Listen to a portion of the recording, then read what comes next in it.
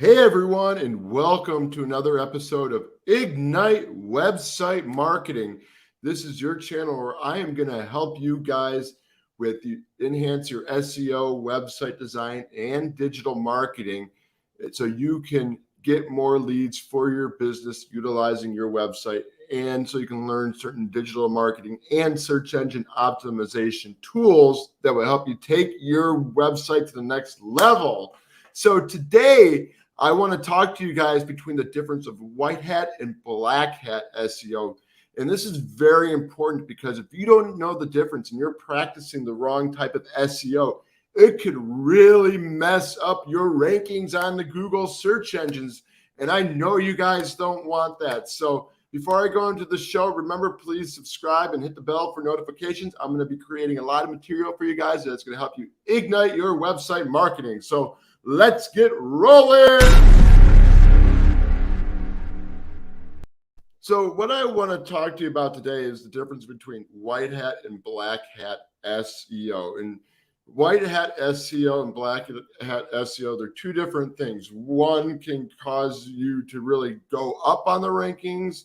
It just takes a little bit of time. The other one, it can increase your chances of ranking your website. But if you get caught by Google, your website will be penalized and your rankings will be gone. So, and that is known as the black hat SEO. So I want to show you guys some of the differences between the two, and what type of strategies you can use to avoid having your website penalized by Google. So I'm going to pull up the screen here. We're going to add it to the stream. Yeah, rock and roll. And as you see, we got the white hat SEO and we have the black hat SEO. And okay, so the white hat SEO, some ways to optimize your website is to use quality content. And what that means is when you use quality content for your website, that's kind of searching, the website for what, questions are people are having about your business, or your services or your particular niche market. And when you can see what type of content is good, you can create quality content like for your blog or videos that's really going to help to enhance your website optimization. Now, if we look here and we go back to the black hat SEO, we got doorway pages. These are normally like pages that are just kind of, hidden pages, really have nothing really to do. Just content is very crappy, low quality. And, you can tell the difference between quality and content that's not quality. And you definitely want to be able to have good quality content that is good quality on your website, and avoid content that is horrible quality and, where there's a bunch of stuffing and everything. Okay, so let's go to another example of what makes a good website, and that is title and metadata. So I put this, I did a video on, meta title and description. So that's actually optimizing your website page title. Like when, I'm going to show you guys a sample here because I got the screen pulled up. So let's just go. So we go to here. Let's go to, this would be like your page title up here. 10 best places to have sex in your house besides the bedroom. I was pulling up this blog article here for something else I was researching for a client here.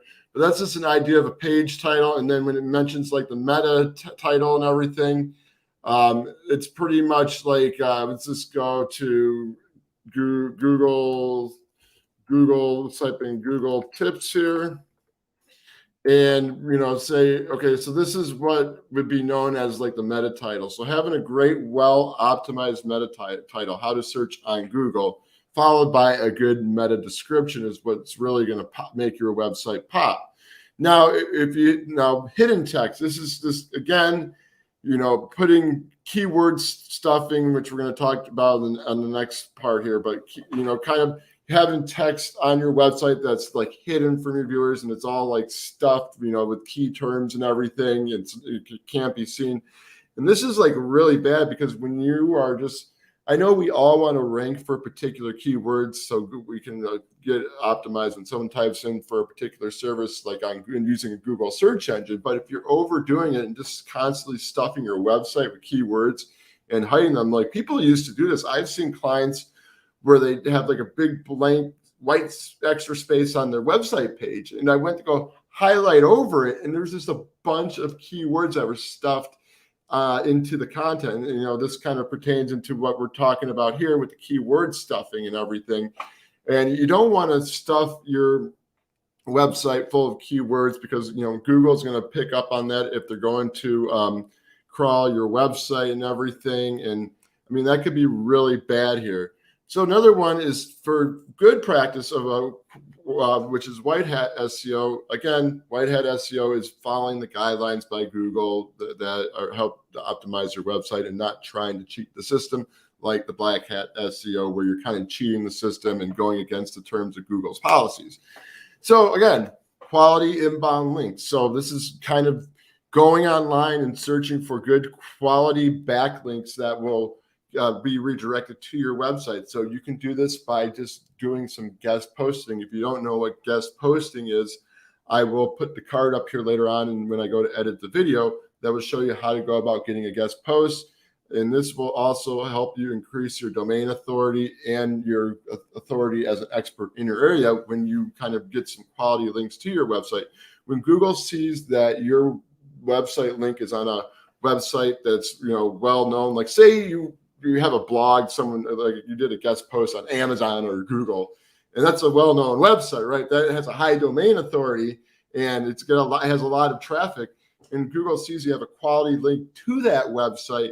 It's going to help you rank your website in the search and for the particular keywords that you're looking for in your website. Okay, let's just kind of go back into here to the chart here and just go over some more bad practices. So another one is, I'm not too familiar with the cloaking, but we already talked about keyword stuffing, and keyword stuffing is really bad. Again, just like stuffing keywords like throughout like your content, or just kind of hiding. Well, actually it's the same thing, but people can also like stuff their keywords and their content where it doesn't make sense. It's just like, it's just all that you read the article and it's just like, oh God, like there's a keyword mentioned here. Like every time you see like wedding photographer, Arizona, like in 50 different places, and it just drives you like crazy and everything. So avoid keyword stuffing in your content. Like don't overdo it. There's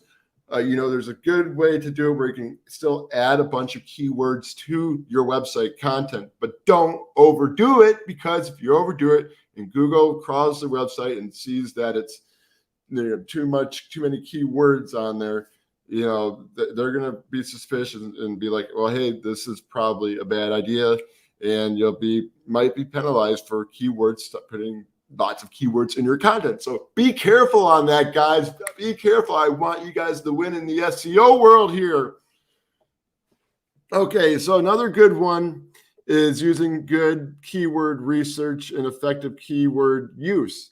Again, I have talked about this in my last few videos, and get the link here at the end of the video, which will show my last upload.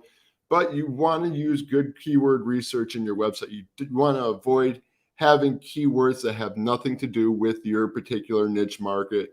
And you want to have some quality keywords that people are searching for on Google, that when they're looking for your services. So again, good keyword research is very important, and how you use your keywords on your website. Are your keywords all planned out very good within your content? Are you using them in your H1 tags, your header tags, your H2 tags, your H3, your H4, your H5? You want to put some keywords in there, and maybe in the body of your paragraph, put a few keywords again. But remember, guys, don't overstuff your keywords, because you will be penalized. But if you do this in the right way, Google's going to love you, and it's going to help. Google's going to help rank your website #1 on Google. So let's go back into here. I've seen this before, where a lot of clients would do article spinning. So that's just kind of like, probably they have softwares out there that will just spin a bunch of articles and everything. So like when they go, you just type in a couple keywords. Again, you're typing in keywords, and these articles, these content article spinners that I'm talking about will just randomly place these words in articles that don't really make sense. Again, that's crappy, content on your website. And if Google sees that you're using, and they can pretty much tell when your articles spin, because like the content is just not, there. It's just all like, it's all out of whack. It doesn't make sense. There's certain typos and everything. It doesn't flow properly. So Google can tell when you're using an article spinner. So I would avoid using article spinners when writing content for your blog or your other website content, because that can be bad. Another thing I want to mention too here is like the cloaking thing. The redirects here and cloaking. So there's these things known as PBNs, which stand for portable blog networks. And a lot of people will use these PBNs and they usually got a good domain authority, but they're very spammy. And they'll just keyword stuff. They'll just add all these backlinks on these PBNs that are going to help, it will rank the website. But later on, if Google sees that you're getting, it will be suspicious if it sees multiple links on this PBN that's like hidden, where they don't have, the servers hidden. There is, everything's private and you can't tell who's the owner or where the domain is hosted and stuff like that.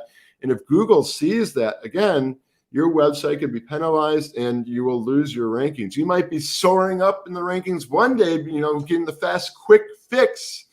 And, before you know it, Google finds out you're using these bad SEO techniques. Your website is going to go down in the rankings.